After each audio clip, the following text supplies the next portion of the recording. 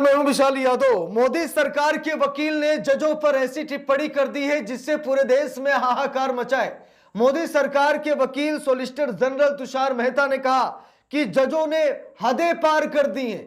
जजों ने हदें पार कर दी हैं, दबंग बन बैठे हैं माय लॉर्ड्स। यहां पर देखिए दोस्तों, खबर सामने आने के बाद पूरे देश में हाहाकार मचा है और यह कहा जा रहा है कि मोदी सरकार के वकील सॉलिसिटर जनरल तुषार मेहता ऐसा कैसे बोल सकते हैं, जजों को दबंग कैसे कह सकते हैं, मिलोर्ड्स पर इतनी बड़ी टिप्पणी कैसे कर सकते हैं और ये कैसे कह सकते हैं कि जजों ने सारी हदें पार कर दी हैं। दोस्तों यहां पर नवभारत टाइम्स की रिपोर्ट देखिए, साफ साफ लिखा है जजों ने पार की हदें, दबंग बन बैठे my Lord. Solicitor general Tushar Mehta ने उठाए सवाल। दोस्तों सभी लोगों को मालूम है कि मोदी सरकार के लगभग हर मामले में सरकार की पैरवी करने वाले सॉलिसिटर जनरल तुषार मेहता कह रहे हैं कि जजों ने सारी हदें पार कर दी हैं, मिलोर्ड्स दबंग बन बैठे हैं, यानी कि जजों को दबंग बताया जा रहा है। वैसे आए दिन न्यायपालिका पर सवाल खड़े होते, आए दिन जजों पर तरह तरह की टिप्पणियां की जाती हैं,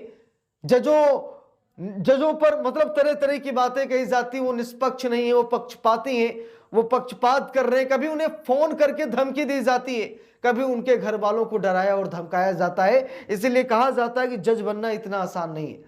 अब यहां पर मोदी सरकार के वकील जजों पर ऐसी टिप्पणी करेंगे, शायद कभी किसी ने सोचा नहीं था। देखिए लिखा भी है, जजों ने पार की हदें, दबंग बन बैठे हैं माय लॉर्ड्स।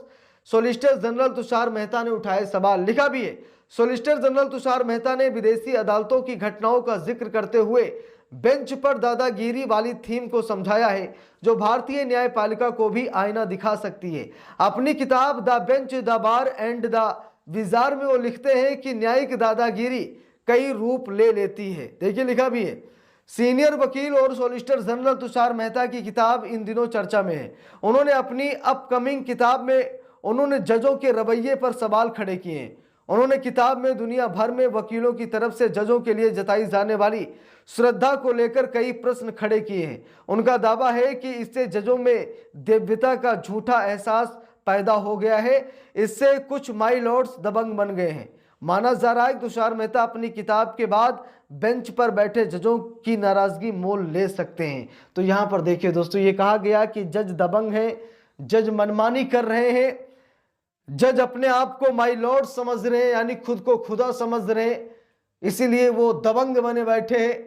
यानी कि जजों पर यह बहुत बड़ी टिप्पणी है मोदी सरकार के वकील की तरफ से, और यह कहा जा रहा है कि जजों की नाराजगी का सामना इनको करना पड़ सकता है। ठीक है, क्योंकि जजों पर आप टिप्पणी कर रहे हैं तो जज भी शायद इन पर नाराज होंगे। देखिए लिखा भी है खबर में, वकीलों की बात काटी जा रही है। यहां पर यह कहा गया कि वकीलों की जो बात है जज उसे काट रहे हैं, वकीलों की बात नहीं सुनी जा रही है, वकीलों को इज्जत नहीं मिल रही है। लिखा भी, तुषार मेहता ने विदेशी अदालतों की घटनाओं का जिक्र करते हुए बेंच पर दादागिरी वाली थीम को समझाया है, जो भारतीय न्यायपालिका को भी आईना दिखा सकती है। अपनी किताब the bench, the bar and the विजार में वो लिखते हैं कि न्यायिक दादागिरी कई रूप ले लेती है। कुछ जज वकीलों की बात लगातार काटते रहते हैं, जो कुछ सख्ती की हद पार करके अपमान करने पर उतर आते हैं। दोस्तों हम सभी लोग अक्सर देखते हैं कि कभी कभी मिलॉर्ड्स भड़क जाते हैं, वकीलों को बेइज्जत करते हैं, वकीलों के लाइसेंस पर सवाल खड़े करते हैं, उनकी योग्यता पर सवाल खड़े करते हैं, कभी कभी उन्हें बाहर कर दिया जाता है, तो जिससे वकीलों में बड़ी नाराजगी है कि उनकी बात काट दी जाती है, वकीलों को कुछ भी नहीं तवज्जो दी जाती। इसीलिए ये कहा गया कि जज दबंग बन बैठे हैं, जज दादागिरी कर रहे हैं, जज बेंच नहीं दादागिरी का अड्डा चला रहे हैं। देखिए लिखा भी है, बेतुकी कानूनी बात पर नतमस्तक। लिखा तुषार मेहता ने आगे कहा कि न्यायिक व्यवस्था मुख्य रूप से मुकदमेबाजों के लिए बनी है, फिर भी हम अपने संवैधानिक और वैधानिक अधिकारों की सुरक्षा की मांग सीधे तौर पर नहीं कर सकते। इसके बजाय उन्हें अपने वकील के माध्यम से माननीय न्यायाधीश की सादर अनुमति लेकर ही अपनी बात रखनी पड़ती है। यहाँ तक कि अगर पीठ की ओर से कोई स्पष्ट रूप से बेतुकी कानूनी बात भी कही जाती है तो वकील सबसे पहले हम माननीय न्यायाधीश के समक्ष नतमस्तक हैं कहकर ही उसका जवाब देते हैं। इसके बाद ही वे साहस जुटाकर माननीय न्यायाधीश के सामने कोई वैकल्पिक प्रस्ताव प्रस्तुत करने की गुस्ताखी करने की हिम्मत कर पाते हैं। तो यहां पर देखिए ये कहा गया कि अगर कुछ बातें वकील बोल देते हैं तो बाद में उन्हें नतमस्तक होना पड़ता है, ये कहना पड़ता है कि हम माननीय न्यायाधीश के समक्ष नतमस्तक हैं, हम सरेंडर हैं, हम सम्मान करते हैं आपका, यानी कि झुकना पड़ता है। यानी कि वकील अपनी मन की बात जज साहब के सामने नहीं कर पाते, उन्हें माय लॉर्ड्स कहना पड़ता है, उन्हें नतमस्तक होना पड़ता है और जजों की बात को मानना पड़ता है। लिखा भी है, मेहता का दूसरा सबसे लंबा कार्यकाल लिखा है। व्यंग्यात्मक लहजे में लिखी ये किताब शायद एक साहसी कदम है। ये किताब इसलिए भी खास है क्योंकि इसे लिखने वाले लेखक खुद एक सेवारत विधि अधिकारी है। मेहता का कार्यकाल सॉलिसिटर जनरल के तौर पर लगभग 8 साल का है, जो 2018 में शुरू हुआ था। पहले एसजी रहे दिग्गज सीके दफ्तरी के 13 साल के कार्यकाल के बाद ये दूसरा सबसे लंबा कार्यकाल है। जजों की परेशानियों का भी जिक्र किया गया। नवभारत टाइम्स के सहयोगी टाइम्स ऑफ इंडिया के पास इस किताब की एक एक्सक्लूसिव कॉपी है। यह किताब दुनिया भर के अलग अलग न्याय क्षेत्रों और कोर्ट रूम के नाटकों से कई दिलचस्प और गहरे उदाहरणों को बयां करती है। मेहता उन समस्याओं को भी स्वीकार करते हैं जिनका सामना जजों को करना पड़ता है। वे कहते हैं कि लगभग सभी न्याय क्षेत्रों में कोर्ट रूम में बहुत ज्यादा भीड़ भाड़ वाले और तंग जगह होती हैं, जहां काम करने का माहौल सुखद तो बिल्कुल भी नहीं होता।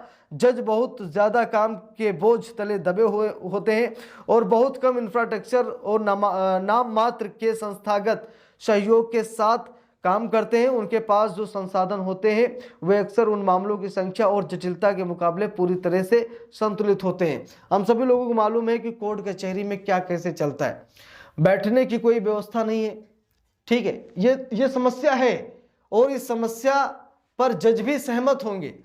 लेकिन ये जो टिप्पणी की गई है मोदी सरकार के वकील की तरफ से, ये जो कहा गया है कि जज दबंग बन बैठे हैं, जज वकीलों की बात को काटते हैं, वकीलों को हरदम जजों के सामने नतमस्तक रहना पड़ता है, जज की बात को उन्हें मानना पड़ता है।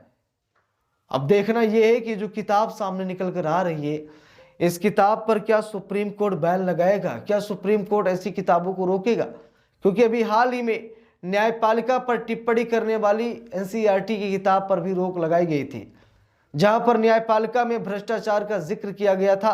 सुप्रीम कोर्ट नाराज हुआ था। सुप्रीम कोर्ट ने कहा था कि ऐसी किताब कहीं न कहीं न्यायपालिका में विश्वास जो है उसे कमजोर करती है, लोगों में गलत मैसेज जाएगा, इसीलिए एनसीईआरटी की किताब को बैन किया गया था। लेकिन अब एक बार फिर एक किताब ऐसी सामने आई है जहां पर जजों को दबंग बताया गया। अब देखते हैं रोक लगती है या फिर किताब पब्लिश होती है। बाकी आप लोगों की क्या राय है कमेंट करके ज़रूर बताइएगा। वीडियो को लाइक शेयर, अगर चैनल पर नए हैं सब्सक्राइब करके सपोर्ट कीजिएगा। मिलते हैं दूसरी वीडियो में, तब तक के लिए बहुत बहुत धन्यवाद।